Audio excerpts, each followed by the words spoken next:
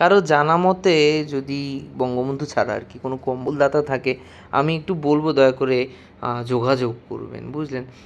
বাইরে নাকি শুনছি কি হিট ওয়েভ চলছে, কি তীব্র তাপ দাহ, লোকজন পুড়ে মরে যাচ্ছে, হাবিয়া দোচক বাংলাদেশে নাজিল হয়ে গেছে, আর কুকুরের মতো জিভ বের করে করে হাঁপাচ্ছে।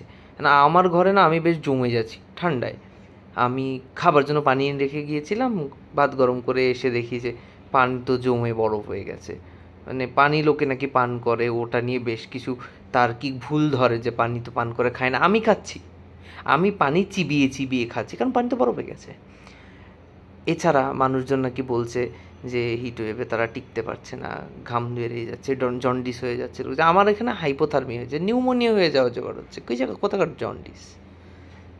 তো আমি অনুরোধ করব, যদি আপনাদের জানা মতে কেউ কম্বলদাতা থাকেন, আমার সাথে একটু যোগাযোগ করিয়ে দেবেন।